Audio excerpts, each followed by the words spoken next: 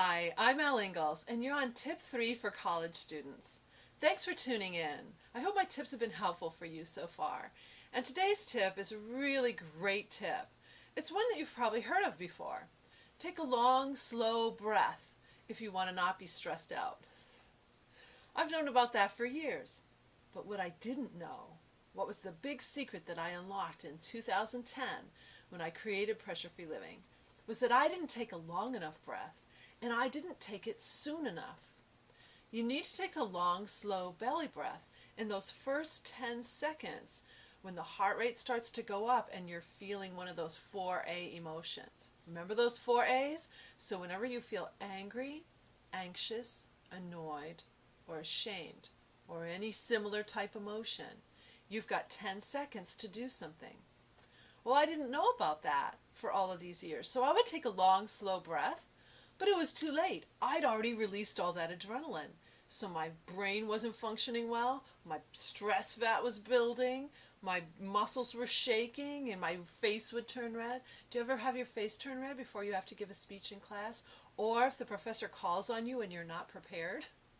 And you feel your face flush, and if you held out your hand, it would be shaking, and your legs might start trembling, you know? Terrible feeling, isn't it? We want to get rid of that feeling. And taking a long, slow belly breath is going to help out. Now, I just said belly breath because 85 to 90% of people from middle school on become chest breathers.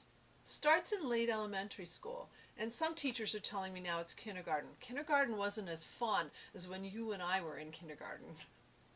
Kindergartners are all stressed out these days because stress is an epidemic, and we need to stop it. Long, slow belly breath can help. So we're going to do some breathing together. I want you to put a hand on your chest and a hand on your belly, and just breathe normally for a couple seconds here. And what I want you to notice is your chest hand moving up and down like this? Or is it quiet and your belly's doing all the work? So your belly hand is moving out and in. You can't see my belly. So is it your chest hand, your belly hand, or are both hands moving?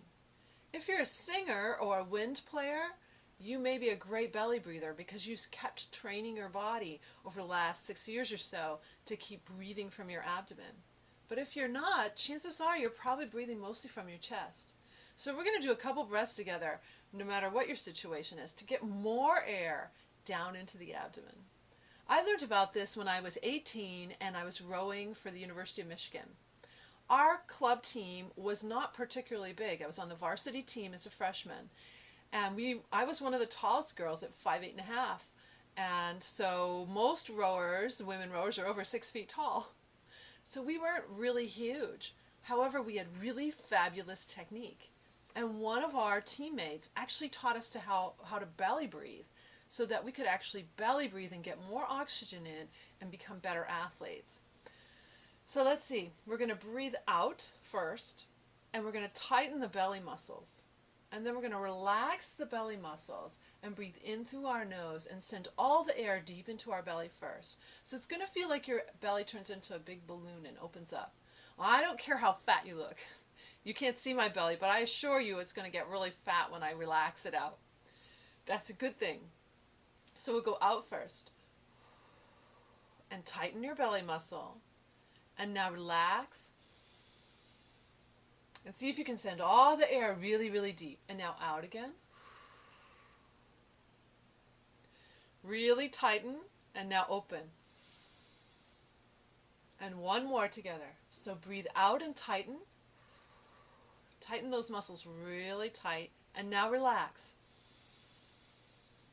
Usually by the third one of these, people are getting a lot more air down there. Did that belly hand move? Did you feel it? Now, if this is tough for you, it can be a long-term strategy. Every night before you go to sleep, see if you can get more air down in your abdomen.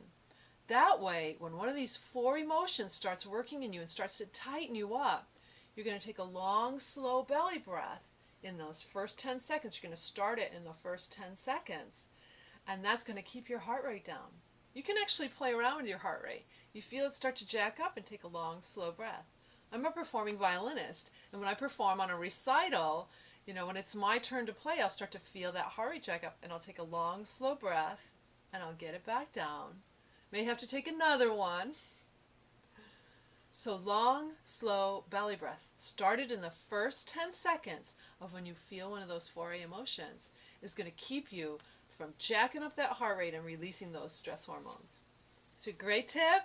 I hope it helps you out, and you can pull it out anytime you want because breathing is free. So have a great day, and I'll see you on tip number 4.